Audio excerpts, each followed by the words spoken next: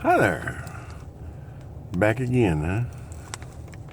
Well, it's nice to have you stopping by, and I think this is Truck Talk number 6, something like that. Headed back from town. I don't know if you can see there back behind me. Right there is the world's largest bale of hay. Those are what they call a 3x8. It's 8 feet long and 3 foot by 3 foot. That happens to be Bermuda.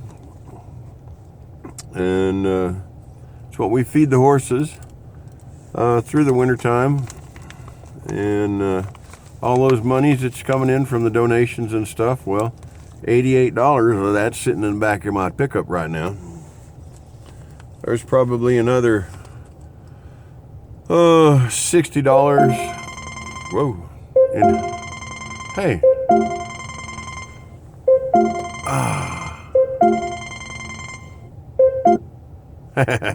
Pardon the interruption. I don't take phone calls when I'm doing my truck talk. They can just damn well wait. Anyway, where is I?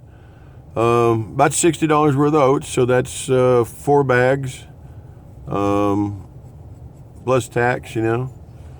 So your donations are going to a worthy cause and helping us. And so what we do is couple that money together, mine and some of the volunteers throw in money, and then we get the donations coming in.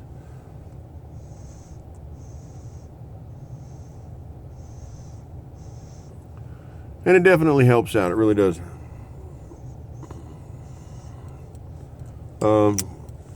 Helps keep the ranch going, I tell you that much. So we definitely appreciate you helping, your support. If you haven't donated, you don't know what we're doing, we have a fundraiser going on. If you look through the postings down there, you can find it, or over on the side you can see there's a donation. We're just asking for $1 from folks. If they can spare $1, you know, hook us up, and if not, then spread the word and share the video so the word gets out and we get the horses some help that they need. I've been putting every penny I have into it for the last 3.5 years now, and I'm getting short on pennies. So part of the thing is we're going to do some of these videos like Truck Talk and just visit for a while, see how people are going and what they're doing. And oops. So I'm at the feed store right now getting the feed and headed back to the house.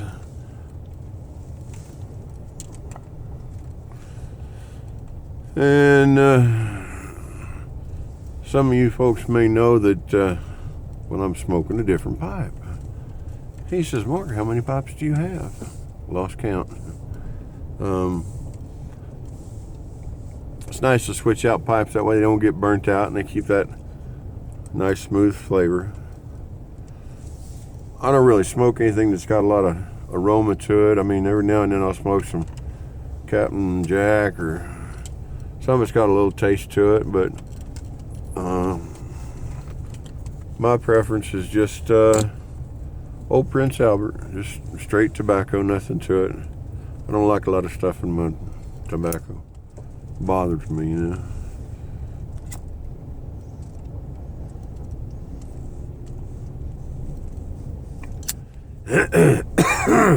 So we'll scoot out of here, sign up on the bill, if I can find the bill. Well, it's on the other side of the truck, damn it. Let's see if we can work this out. Copy? Yeah, but you have to do me a favor. Yeah. Open that door sitting right there on the floor. I can't reach it. That's what young people are for. It blew out the wind. No, right there. There's yours, buddy. All right, thanks, sir. Hey, man, have a good one. So, I'm going to take this and stick it in the horse pile. Right there.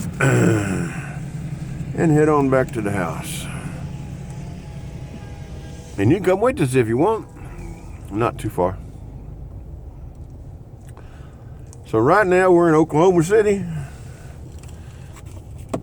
I gotta be honest, I never thought I'd just wind up in Oklahoma City. I was from Texas alone. just way stuff worked out. But I tell you what, Oklahoma was absolutely beautiful, absolutely gorgeous. And a lot of people think, well, they're just, old hicks and they don't have much of this and they don't have much of that in Oklahoma and it's just windy and all. You keep believing that, okay? Don't even bother coming to Oklahoma. Y'all just stay where you're at. Oklahoma's fine without you. Although you're more than happy to come visit if you like. But yeah, Oklahoma's absolutely gorgeous. And you can see, you really can, if you look at the way the terrain is and the land's laid out and stuff, you can see why the Indians settled here and why there's so many Indian tribes up here.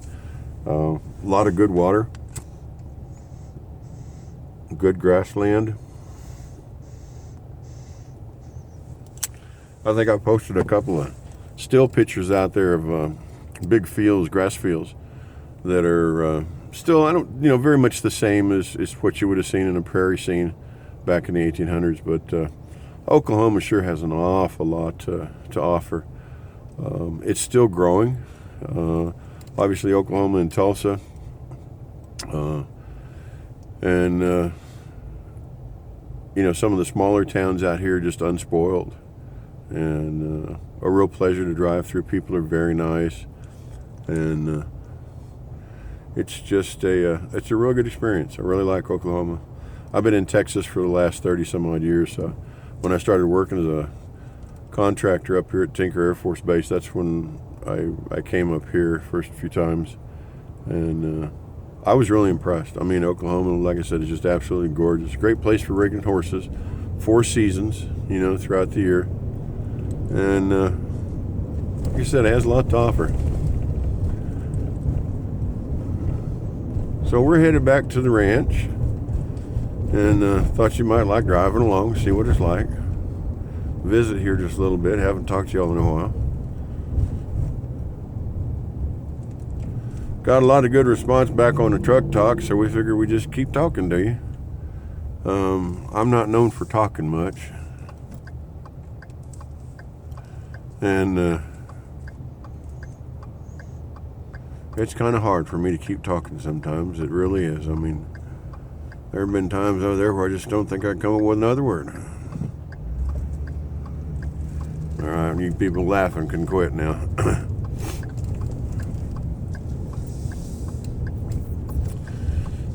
So we get on the old highway here.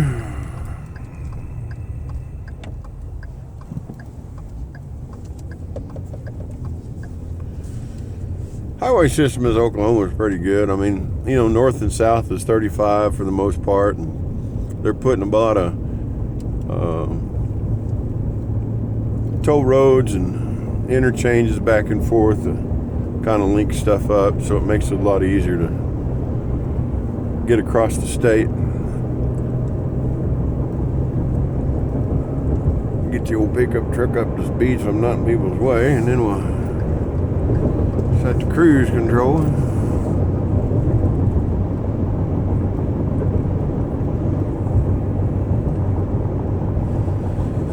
So we're just on the south side of Tinker now, headed back to the ranch, and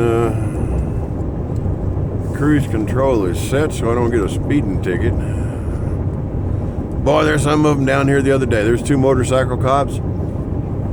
They must have made 1,000, 2,000, more than that probably. I think a speeding ticket's probably $150 or more.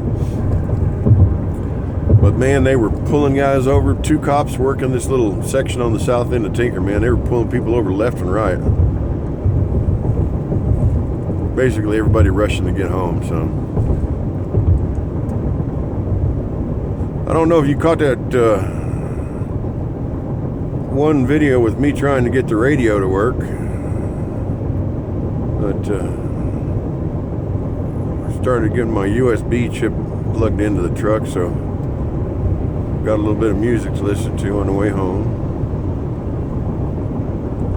This time of year, we're just coming out of winter, and the first sign of spring are the cherry blossom trees start blooming everywhere, and they're about a month ahead of everything.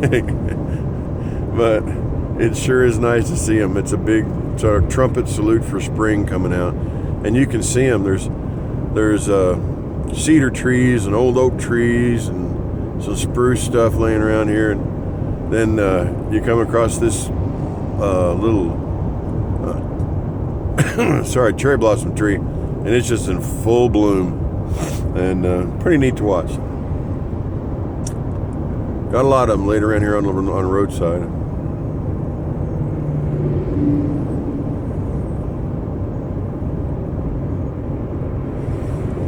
So, since I moved up to Oklahoma, I haven't had many road trips down to Texas.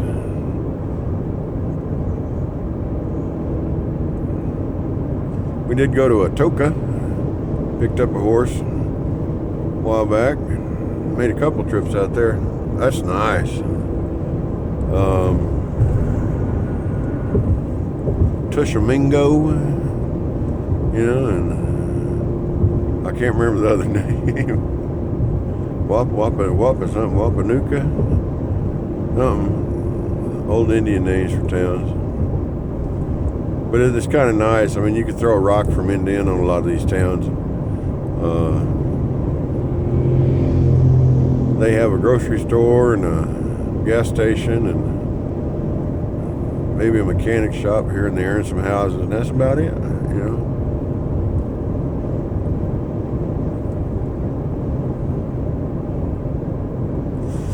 It's kind of nice now that, their technology's grown up a lot, and the internet and the web and stuff, so you can get stuff delivered out in the boonies. But I was talking to some people about their solar panels, and you're at a point now where if you really get into that solar panel or wind power, you can power your whole place and sell energy back to the electric company. Be off the grid and self-sufficient, growing your own vegetables, making your own wine.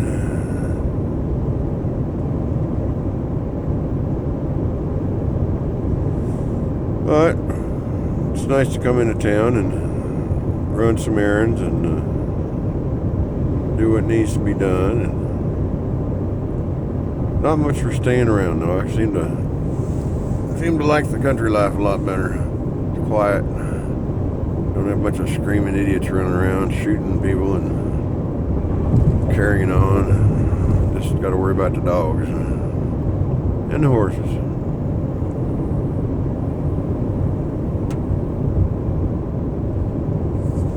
So Peanut and Daisy are doing okay. They're enjoying the beginning of spring, laying out on the porch. Horses are coming along. Boy, old Marco sure has changed. I mean, I've been feeding him that diatomaceous earth in his feed. We've been feeding all of them diatomaceous earth. But they were at a point this winter where they just weren't gaining any weight, starting to get kind of bony. And started feeding them that diatomaceous earth, and boy, it sure turned them around in a heartbeat.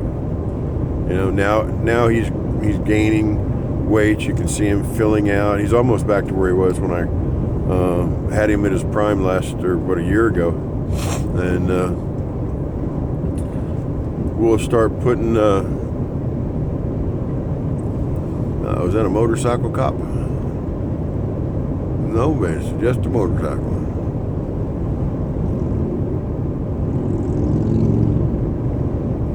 Yeah, so we'll start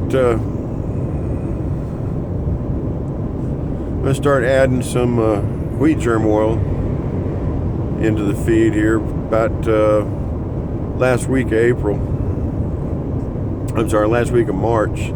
The horses will start to shed and want to give their body enough minerals and nutrients to help build that hair.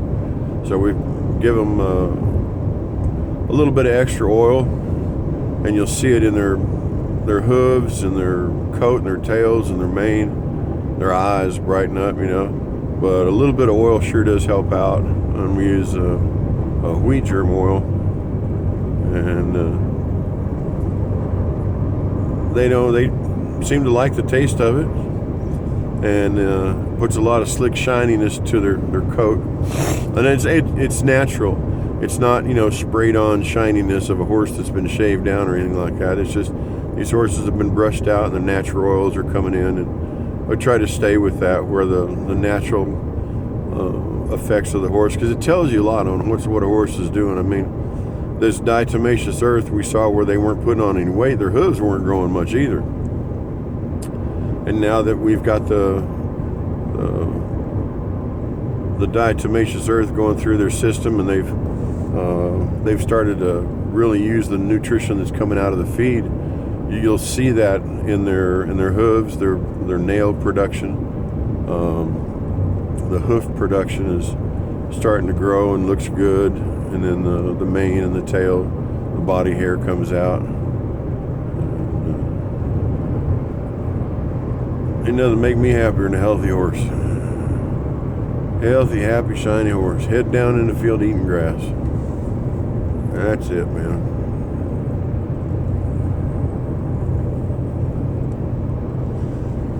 So we've made a couple of turns on the highway, and we're, I don't know, we're 10 minutes or so out. Something like that.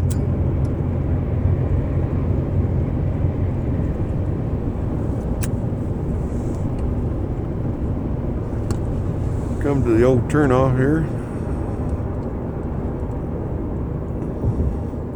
Doing a lot of new construction up here. It's going to be nice when they get it done. I mean, they've been working on it the last year and a half. It'll be nice to see them finish up.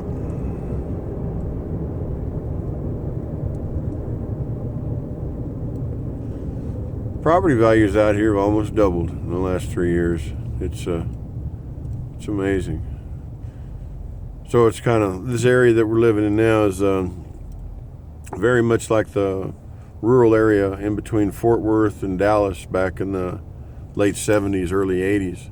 And this area is now, rather than being way out in the country, they're starting to put developments out here and build up.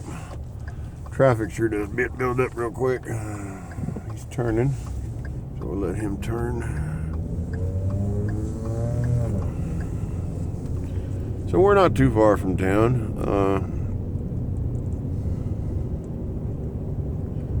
It's nice. It's not like you want to take an hour-long drive to get out from your place. That sort of adds up on the gasoline expense every now and then. And this here is nice and quiet.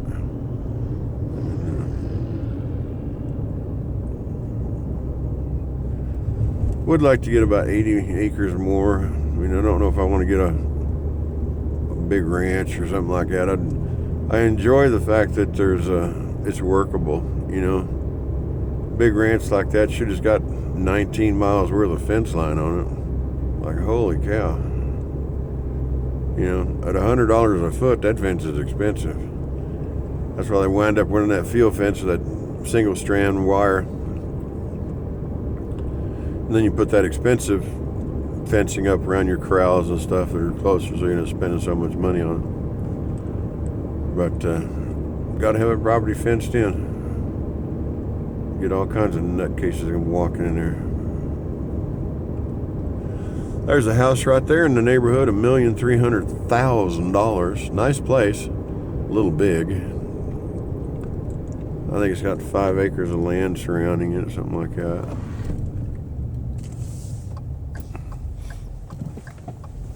My preference is to have a smaller house and more land.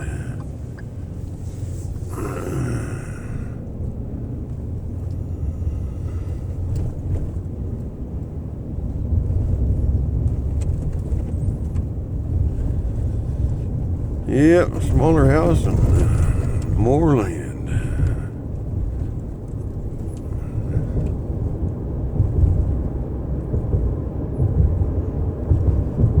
Wouldn't mind having a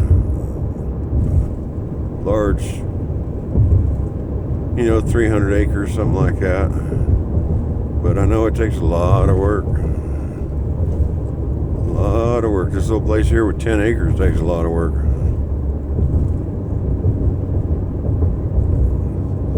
So somebody asked me about the place we got here, 10 acres of land and sort of a fixer-upper that we got fixed up. You know, why would you buy that in that location as opposed to maybe 80 acres a little further out or something like that? Well, one reason was I could put more money back into the horse ranch. I'd have a lower monthly payment, and you know, the fact that a larger spread like that does take, you know, considerable amount of work. But what really changed my mind was a little place down in Arlington, Texas, where you'll see a video up here where I took Daisy Jean with me down to Fort Worth, and that place is called the Triple T, and they have a 5-acre place, and I want to say it's Shauna that runs it, and her dad built it up over, you know, the last 20 years or so. And on 5 acres they have 3 10-horse stall center block buildings on there, and that are full all the time. They have little paddocks attached to the outside, and then they have a big full-size rodeo arena. Most of the people that they're training there are younger girls that want to be barrel racers, and but they have other people that are out there too. She's got a tack shop, and there's a private entrance in there to it. And when I saw that, I was really impressed. I mean, it's a very efficient place, and what they did with 5 acres is amazing. The thing I'm looking at is more pasture grass, offset the feeding costs. So we, on our 10 acres, we'll be rotating more. Most of the stuff in that Triple T ranch is stalls and paddocks, and city people. It's right in the middle. I don't say it's right in the middle. It's in between Fort Worth and Arlington. Nice little place, nice community. But they were there a long time before any other houses were built. So it's kind of like the city and the population explosion that's hitting them directly. But they do a really good job. It's Triple T down in Arlington, Texas.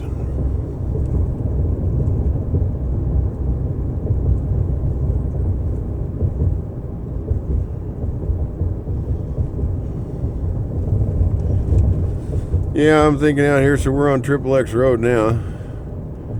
Headed back to the house. The speed limit out here is 35 miles an hour. Nobody seems to go 35 miles an hour. They're on a big damn hurry to get someplace. There's the neighbor's guinea hens. And we have a UPS delivery. How about that? Alright. So the grass is coming back. Oh man, I really like that. See that grass out there growing like that. So I think I told you we were recovering from that flood we had last spring. It hit us pretty hard, and I still got drainage runoff that I've got to get cleared out. But big section of the grass is coming back. Weeds over there are growing about twice as fast. I will share something with you about them weeds. That it's, you know, when I tell it to you, you're going to go duh. When I first got out here, I went to talk to some folks at the Oklahoma State University. They have a really nice agricultural section. And I asked them, you know, I was telling them what I was doing out here, and I got these horses, and the question was, do I need to go ahead and plow all this land up and start over? Because it had a lot of overgrowth on it. And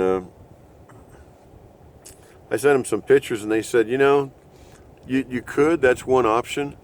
When you're trying to turn the land around, a lot of times it's more advantageous to go slower and try a few things first, and then, you know, it's a pretty extreme, pretty costly measure is plowing everything under and getting it to come back, and, you know, reseeding and fertilizing, all that. And the offset that we had was, I want to say there was probably 60% grass and probably 30% weeds out there, and then some undergrowth with the trees and stuff. But the result is that she said, why don't you try this first? Why don't you take a brush hog out there and mow all that down until it gets about 3 inches in height. And she says keep it somewhere between 3 inches and 4 inches, and let the horses graze on that. And if you have a strong soil content, nutrition stuff in that in the soil, she says the grass will very quickly overgrow all the weeds that are there. And over a year period, we cut everything down to about 3 inches, and then let it grow back up. And the following that year, it was kind of a battle between the grass and the weeds. But the following year, we kept it down, and the grass just took over on it, and was able to fill in. You'll see some of those still pictures that we have of the ranch where nice green pasture and stuff. And it really did. I mean, it made a big difference.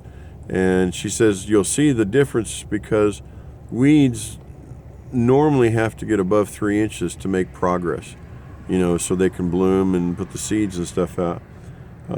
She said if you can keep it, and the horses can keep it at 3 to 4 inches, the weeds won't really have a chance to grow that much. And you know what? She was right. I mean, that was pretty surprising. We got that turned around, and then we put a bunch of horses on it, and they promptly ate it down quick. So we're very conscious of rotation now, where we let a pasture rest, and we'll go work that. We'll take a drag, and we'll drag all the horse poop and bust it up, which is a really good practice because it burns that. If that pile of horse manure just sits there, it's just going to burn a hole in the grass. And that doesn't make any sense. If you just we have a large grate system and an old fence that's rolled up in a ball, and we can pull that sucker down and run it over there, and it breaks all that manure up, and then it is able to get back in the soil and help the grass grow. So that's a good thing. Well, anyway, this looks like it's Truck Talk number 6. A ride back to the ranch, and I got to get to feeding the horses and feeding the dogs, and then feeding me because I'm hungry. All right, this is Mark with Triple X Rescue Ranch out in Choctaw, Oklahoma, and fixing to go feed. We appreciate your time. If you can, take a look at our fundraiser. We're just asking for $1. If you can donate to that, we have a Facebook contribution there that you can make, or you can go out on the web and find us on the web with a GoFundMe account. Both monies go in the same place to take care of these horses. And then if you like the videos, you want to see more, we're going to let you click those buttons, the subscribe button and the like button.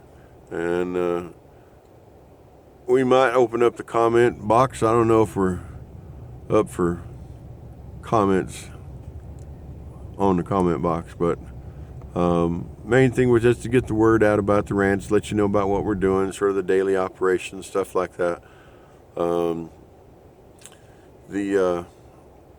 The fact that we're coming out of winter and into spring, we use March as a build-up month to kind of pull the place back out of winter and get the land into condition again, and make sure the horses are doing good. We get their hooves trimmed. In April, they'll have their first medical examination for the year. And if we're lucky, if we're really, really lucky, we're going to have a little tiny foal come out in April, maybe the end of April, beginning of May. So if you want to see a brand new little horse get born, stay tuned. It's a coming. And we'll share that with you as a little treat. And that'll be the first foal we've had on this ranch. So that's a big milestone. Anyway, like I said, if you would hit that subscribe button and the notification bell, and we'll try to open up the comment box here, let you leave a comment or so. Look up the fundraiser for us. It helps us out an awful lot. It goes right for these horses. It doesn't go anything else. And pays for the vet bills and the feed bills and the hoof trimming and the eye medicine and the ear medicine.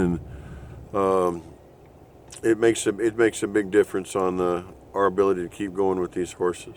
If you get a chance, come down. You can see the number there on, if you go over to the XXX Rescue Ranch link that we got there.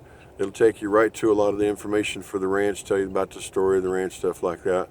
Give you some background on what we're doing, where we're going. And right now, I got to quit yapping and get on to the feeding. So, appreciate your time, and God bless. And we'll be seeing you here in just a little bit. Thanks for watching.